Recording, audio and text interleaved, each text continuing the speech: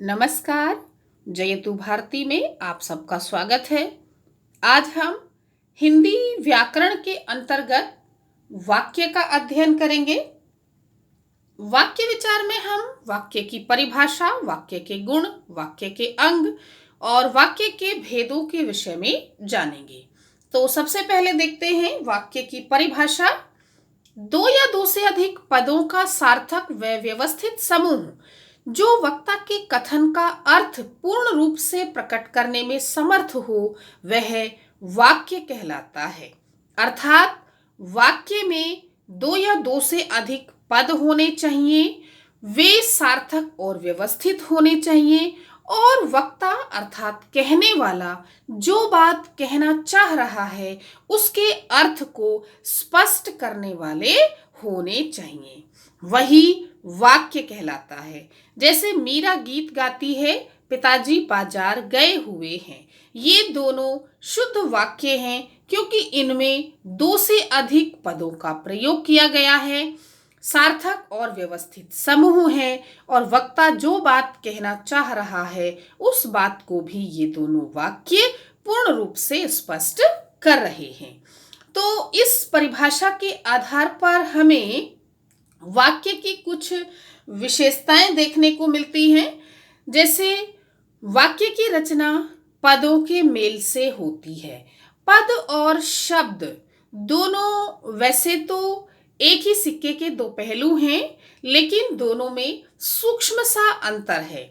शब्द वे होते हैं जो शब्दकोश में होते हैं और स्वतंत्र होते हैं। जब इनका वाक्य में प्रयोग किया जा चुका होता है तब इन्हें पद कहते हैं।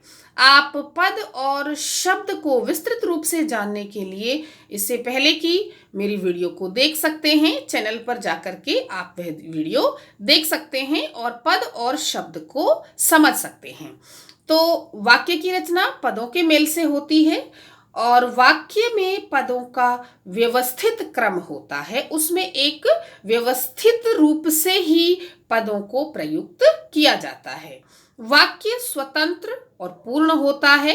वाक्य में भाव अथवा आशय को प्रकट करने की क्षमता होती है, अर्थात वक्ता जिस भाव या जिस आशय को प्रकट करना चाहता है वाक्य के द्वारा वह भाव स्पष्ट रूप से समझ में आ जाना चाहिए। तो अब हम देखते हैं कि वाक्य के गुण क्या क्या हो सकते हैं। वाक्य के 5 गुण हैं: आकांक्षा, योग्यता, निकटता, पदक्रम और अन्वय। आकांक्षा कहते हैं कि वाक्य में प्रयुक्त पदों को जानने की जो इच्छा है वही आकांक्षा होती है। आकांक्षा का अर्थ ही होता है इच्छा। अर्थात यदि हम वाक्य में प्रयुक्त पदों को आधा अधूरा बोलेंगे तो उसका अर्थ समझ में नहीं आएगा। इसलिए हमें जितने भी पद प्रयुक्त हुए हैं वाक्य में वो सभी बोलने होते हैं, पढ़ने होते हैं, तभी हमें वह वाक्य पूर्णतः समझ में आता है। यदि कोई बच्चा माँ से कहे कि माँ मुझे, और उसके बाद वो आगे के पदों का उच्चारण ही ना करे तो माँ को समझ ही नहीं आएगा कि बच्चा क्या कहना चाह रहा है। इसलिए बच्चे को पूरा वाक्य बोलना है कि माँ मुझे दूध चाहिए। तो इस प्रकार से माँ जो आगे के पदों को जानने की इच्छुक है वही आकांक्षा कहलाती है और वह आकांक्षा का गुण वाक्य में अवश्य होना चाहिए। योग्यता कहते हैं वाक्य की अर्थ ज्ञान कराने की क्षमता को। तो वाक्य में अर्थ का ज्ञान कराने की सामर्थ्य होनी चाहिए। यदि हम कहें कि हाथी मांसाहारी है तो ये वाक्य नहीं हो सकता, क्योंकि ये अर्थ की पूर्णतः प्रतीति नहीं करा रहा है। तो शुद्ध वाक्य क्या होगा या वाक्य में योग्यता क्या होगी अर्थ का ज्ञान कराने की, कि हाथी शाकाहारी है। तो यह वाक्य अर्थ ज्ञान कराने में सक्षम है। हाथी के विषय में हमें जानकारी दे रहा है कि हाथी शाकाहारी है, इसलिए यह एक वाक्य है। अगला गुण है वाक्य का निकटता। वाक्य में पदों की एक दूसरे से समीपता होना अनिवार्य है, तभी हमें वाक्य का अर्थ समझ में आ पाएगा। यदि हम वाक्य में प्रयुक्त पदों को कुछ कुछ समय के बाद बोलें तो हमें उस वाक्य का अर्थ स्पष्ट नहीं होगा, इसलिए हम उसे वाक्य नहीं कह पाएंगे। यदि एक वाक्य कहें कि बच्चा खेल रहा है, हमने अभी बोला बच्चा, फिर 1 घंटे बाद कहा खेल, फिर 2 घंटे बाद कहा रहा, उसके कुछ देर बाद कहा है, तो यह वाक्य नहीं हो सकता, क्योंकि इसमें जो हमें अर्थ ज्ञान होना चाहिए वह नहीं हो पा रहा है, और वाक्य में जो प्रयुक्त पद हैं वे निकट नहीं हैं। तो निकट ना होने के कारण हमें कुछ भी समझ में नहीं आ रहा कि वक्ता क्या कहना चाह रहा है। तो वाक्य में जो पद हैं वो एक दूसरे के समीप, एक दूसरे के निकट ही होने चाहिए। अगला है पद क्रम। वाक्यों में पदों की निश्चित क्रमबद्धता होती है। जैसे हम कहें कि हिंदी में जब हम कोई वाक्य लिखते हैं तो पहले होता है कर्ता, फिर कर्म, फिर क्रिया। तो इसी के अनुसार, इसी क्रम के अनुसार पदों को वाक्य में प्रयुक्त किया जाना चाहिए। अगला है अन्वय। अन्वय कहते हैं मेल या एक रूपता, अर्थात व्याकरण के नियमों के अनुसार वाक्य में जो पदों की एक रूपता होती है उसी को अन्वय कहा जाता है।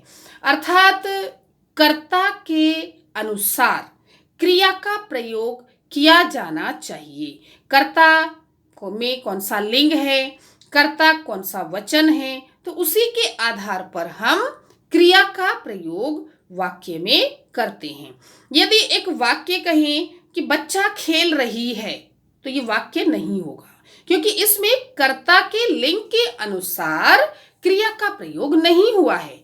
तो बच्चा खेल रहा है, यह शुद्ध वाक्य है।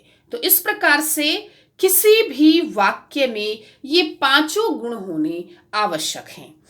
तो आइए अब हम देखते हैं कि वाक्य के अंग या वाक्य के तत्व कितने होते हैं और कौन कौन से होते हैं। 2 अंग हैं वाक्य के, उद्देश्य और विधेय। उद्देश्य को एक तरह से हम कहें तो कर्ता कह सकते हैं और विधेय को क्रिया। तो उद्देश्य कर्ता होता है और विधेय क्रिया होती है। तो आइए अब हम इन्हें विस्तार से समझते हैं। वाक्य में जिस व्यक्ति या वस्तु के विषय में कुछ कहा या बताया जाता है उसे उद्देश्य कहते हैं। अर्थात वाक्य में हम मुख्य रूप से किसके विषय में बताते हैं? कर्ता के विषय में, तो कर्ता ही उद्देश्य हुआ। तो कर्ता के बारे में जो बात बताई जाती है उसे उद्देश्य कहते हैं। और प्रायः इसमें संज्ञा, सर्वनाम और विशेषण शब्दों का प्रयोग किया जाता है। जैसे सुनीता पुस्तक पढ़ती है, वह गांव जाएगा, अभिमानी का कहीं भी आदर नहीं होता। तो सुनीता संज्ञा शब्द है, वह सर्वनाम शब्द है और अभिमानी विशेषण शब्द है। तो उद्देश्य में कर्ता ही होता है, कर्ता के विषय में ही इसमें बताया जाता है। अब यदि हम कहें कि केवल कर्ता के बारे में ही बताएंगे तो ऐसा भी सही नहीं होगा, तो हम उद्देश्य का इसमें विस्तार हो जाता है। उद्देश्य का विस्तार कैसे होता है? वाक्य में उद्देश्य के साथ जो विशेषण शब्द प्रयुक्त होते हैं वे उद्देश्य के विस्तारक या पूरक कहलाते हैं। जैसे परिश्रमी छात्र ही सफल होते हैं, वह बालक बड़ा नटखट है। तो इसमें कर्ता कौन है? छात्र और बालक। तो इससे पहले जो विशेषण शब्दों का प्रयोग किया गया है वे भी उद्देश्य के अंतर्गत ही आते हैं, क्योंकि इनके द्वारा उद्देश्य का विस्तार कर दिया गया है।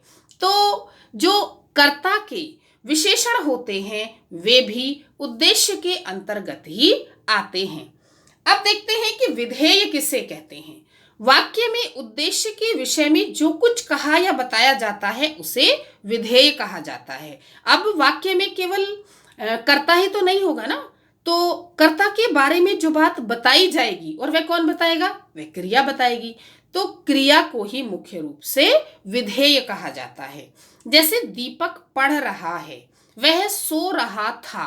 तो दीपक के बारे में बताया जा रहा है, तो दीपक तो उद्देश्य हो गया। विधेय क्या है? पढ़ रहा है। वह सर्वनाम शब्द है, ये उद्देश्य है।